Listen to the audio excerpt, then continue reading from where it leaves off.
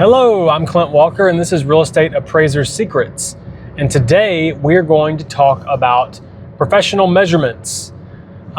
This came up for me again recently because more and more often I'm seeing listings where it's advertised as the house has been professionally measured, but the source is one of the detailed floor plans that the photography companies are offering up as part of your photo package. I've talked about this before, but generally these floor plans are not reliable as your source of square footage. I recently, and from time to time, I test these things against my hand measurements because these companies, they try to improve them, try to improve the technology, and they've been out for a year or two now. We're on, there's been several different versions of the product. So I test them to see how they stack up versus my hand measurements. And I did one a few weeks ago on it wasn't an extremely complicated house, so it was a large house, but in the rec room, it had sloped ceilings at the walls where the knee walls dropped below 5 feet.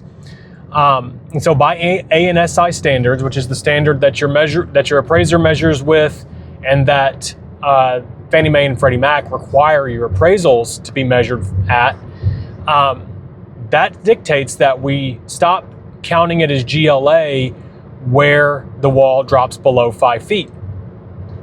So when I got done with my hand measurement, I went back through and did a floor plan scan with one of the popular apps, and that scan is capable of scanning to ANSI measurements, which means it would know to exclude that wall where it drops below the line.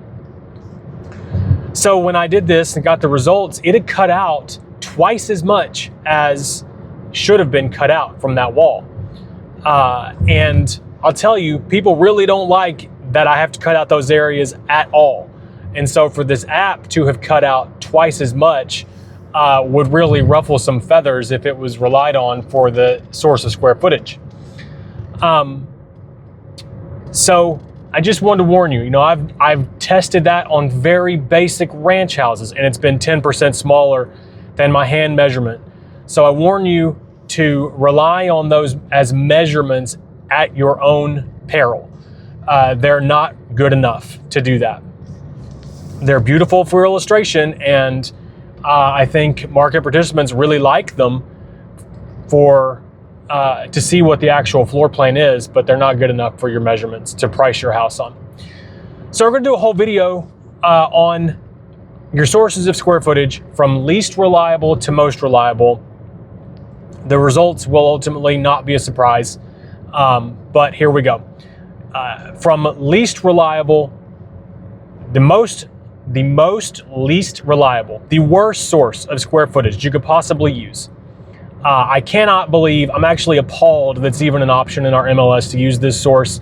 I encourage you to use it if you haven't been sued in a while and want to get sued.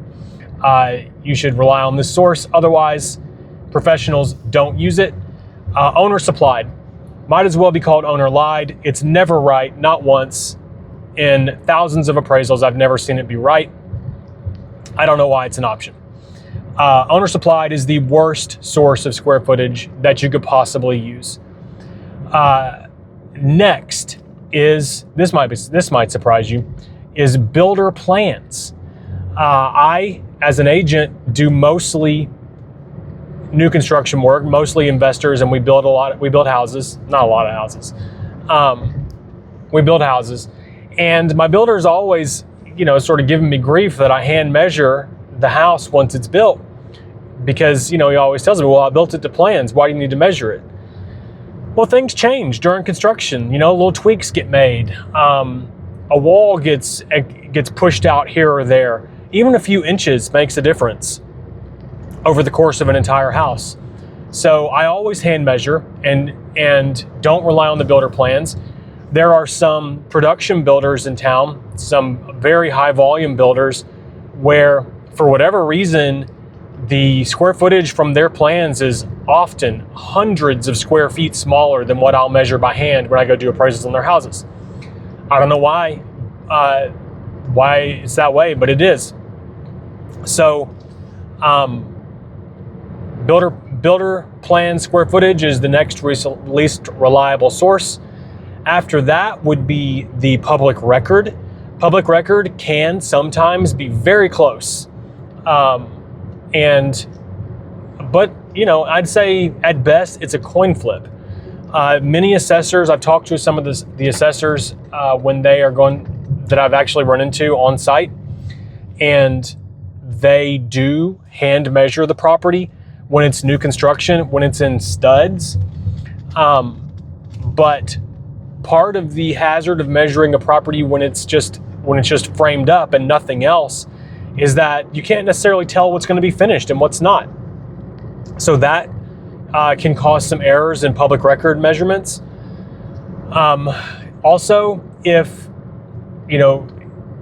they're measuring a house when it's in studs and it's going to be a brick house, then they're leaving off a little bit of space for the brick on every corner, because as by appraiser measurements, we measure from exterior wall covering to exterior wall covering.